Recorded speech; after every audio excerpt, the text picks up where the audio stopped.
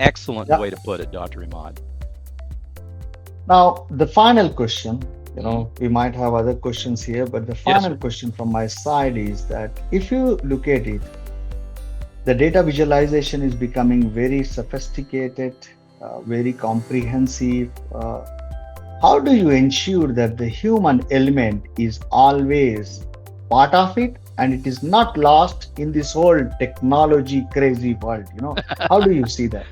It's crazy, all right. Yeah, yeah. I think that's a good word for it. You know, that's a critical point, sir.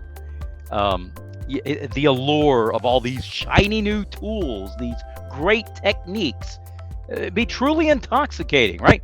I want it. Yeah, I want it now. I gotta have it, right? yeah, But in spite of that intoxication, we cannot ever lose sight of the human, this guy right here that's at the heart of every data visualization.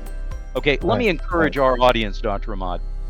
Do not, I repeat, do not ever forget that technology is a means to an end and it's not an end in and of itself. Please do not ever forget that.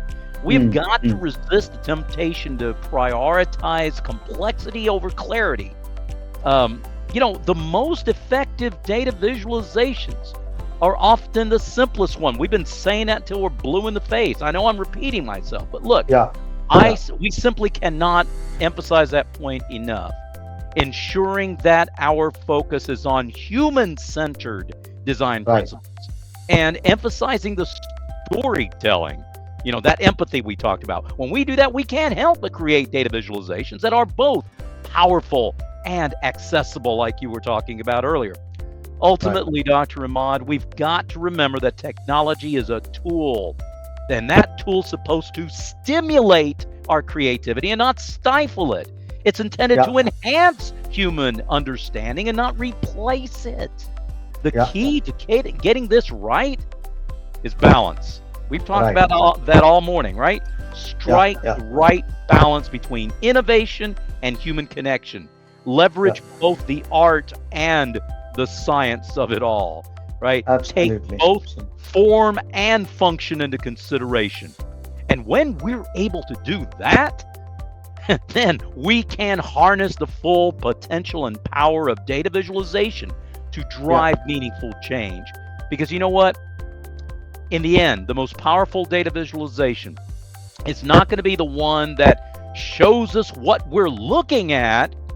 It's the one that changes the way we look at everything else. absolutely. Absolutely. American, if I can remember his name, John Tukey. Yeah, American mathematician. He says, John Tukey. He said, the greatest value of a picture is when it forces us to notice what we never expected to see. And you know Mm. what? That is when we go from making charts to making history. As you can Wow. tell, I am very passionate about this thing. But Wow. before I blow my lid here, I want to toss it back to you. If you, whatever final thoughts that you have, sir, I'll give you the last word. Yeah. See, everybody is now looking at AI, and everybody thinks that AI is going to make the decision. But I believe strongly that AI can give us decision support, but Yes, not the decision intelligence at this point in time. yes, Probably in future, right? But do not leave the decisions to the AI. Still, the decisions need to be made by the human being. That's why when you are building the visualization, the action is coming from the human being and human intelligence, combined with, augmented with whatever you are seeing from the visualization.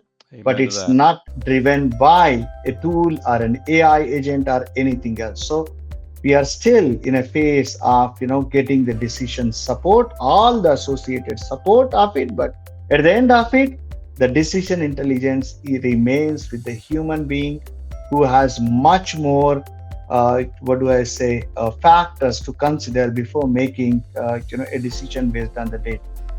That's what Listen to is this, my man. final. Listen to this, man, please.